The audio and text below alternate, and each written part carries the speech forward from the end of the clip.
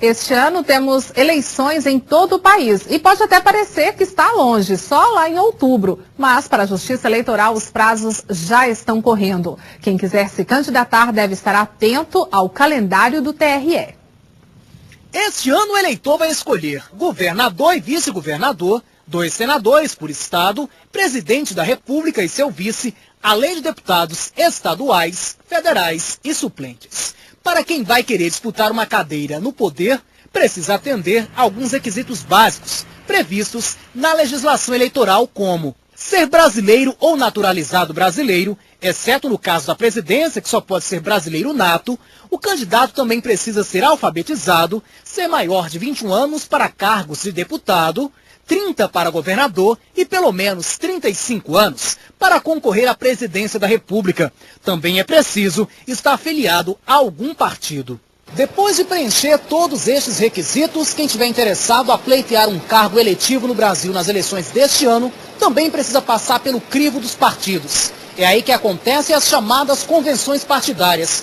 Este ano, por exemplo, elas devem acontecer obrigatoriamente entre os dias 12 e 30 de junho deste ano. Esse candidato ele deve colocar o seu nome para que o partido escolha, né? Nós vivemos num país de democracia partidária, isso quer dizer que todos os candidatos devem ser escolhidos pelos partidos políticos. Quem estiver apto a concorrer às eleições também precisa observar algumas regras que já estão valendo desde o dia 1º de janeiro. As pesquisas elas precisam ser registradas 5 dias antes da divulgação delas. Todos os partidos precisam abrir conta bancária se quiserem arrecadar recursos. Neste ano eleitoral não pode ser criado do nada um programa social. Também é necessário observar as questões de inelegibilidade, como a lei da ficha limpa, que barra candidatos com histórico sujo com a justiça. Mas todas essas medidas tornam o processo mais seguro? Para falar sobre os cuidados que os candidatos devem ter em ano eleitoral, eu converso agora com o advogado especialista no assunto, Diogo Crozara. Oi, Diogo, tudo bem? Boa tarde. Boa tarde, é um prazer estar aqui. Como o nosso repórter colocou, todas essas mudanças faz com que o processo fique mais seguro? Mais seguro e mais transparente. Nós teremos essa eleição como a primeira eleição nacional onde efetivamente a lei da ficha limpa vai valer.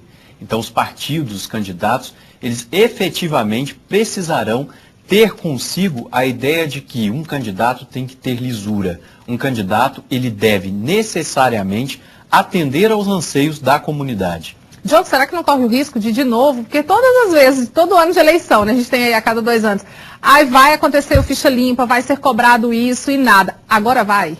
Olha, a ficha limpa ela tem que começar do eleitor, é de quem está nos assistindo em casa. Ela começa de lá, porque ele é o principal filtro. É o eleitor que decide se um candidato tem condições de exercer ou não determinado cargo. A Justiça Eleitoral vai tutelar alguns casos. Mas, por exemplo, um candidato que já seja condenado criminalmente em 1º grau, ou seja, por um juiz comum e não por um tribunal, ele vai poder se candidatar nessa eleição, porque a lei só exige que essa condenação seja em duplo grau para impedir uma candidatura. Mas será que essa pessoa, ela tem condição de desempenhar bem o mandato? Aí vai ser o eleitor. Vai ser o eleitor que vai definir isso, dando transparência, dando lisura ao processo eleitoral. Diogo, de repente o eleitor, eu não sei se o meu candidato, se aquele candidato tem isso aí. De que forma que o eleitor pode saber da vida, né, do passado desse candidato? O TRE dá condições disso? Sim. A imprensa e o próprio Tribunal Regional Eleitoral, o Ministério Público, a OAB, tem vários sites onde as pessoas podem procurar o passado do seu candidato. É necessário que o eleitor deixe de ser aquele que vai no dia da eleição, encontra um santinho no chão, escolhe um ali para quem vai votar. E vamos lembrar que esse ano nós vamos ter eleição para presidente da República, para governador e vice-governador, para senador, uma vaga, deputado federal e deputado estadual. Então, quantos candidatos nós teremos? E é necessário, assim, que o eleitor pesquise, vá atrás, fique sabendo quem é seu candidato, qual o passado dele, o que ele já geriu, Quando ele foi prefeito, quando ele foi deputado, quando ele foi governador, o que ele fez de bom para a comunidade? É isso que o eleitor precisa ficar sabendo e ter um papel ativo, não ficar esperando para encontrar o santinho e escolher em quem vai votar. Com certeza. Diogo, essas regras, né? Sempre o TSE, ele coloca a cada 2 anos, a cada eleição, ele coloca essas regras. Isso é uma evolução, vai mudando do que a gente tinha aí?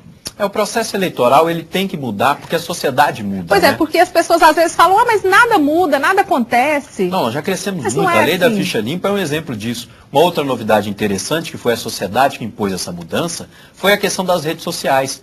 Nessa eleição, eu posso, na minha rede social, desde que não seja remunerada, fazer uma campanha para um determinado candidato, expor a minha ideia. Até a eleição passada, isso era entendido como uma propaganda antecipada ou uma propaganda irregular. Agora não, eu tenho o direito de usar esse espaço. A liberdade de informação e a liberdade de comunicação, ela está tutelada agora pela Justiça Eleitoral. Então, a nossa legislação, a nossa Justiça Eleitoral, ela tem evoluído, assim como tem evoluído a nossa sociedade. E é bom que cada um de nós fique de olho aberto. De olho vivo. Agora é necessário que o eleitor tenha um papel ativo. E não se esqueça, porque quem decide de verdade uma mudança é o eleitor com seu voto. E outubro está aí, né? A gente pensa que está longe, mas não está não. Os principais prazos da Justiça Eleitoral, como por exemplo, como foi dito na reportagem, registro de pesquisa, criação de novos programas sociais, eles já estão aí. Os candidatos todos já estão filiados naqueles partidos que querem se candidatar. Isso teria que estar 1 ano antes.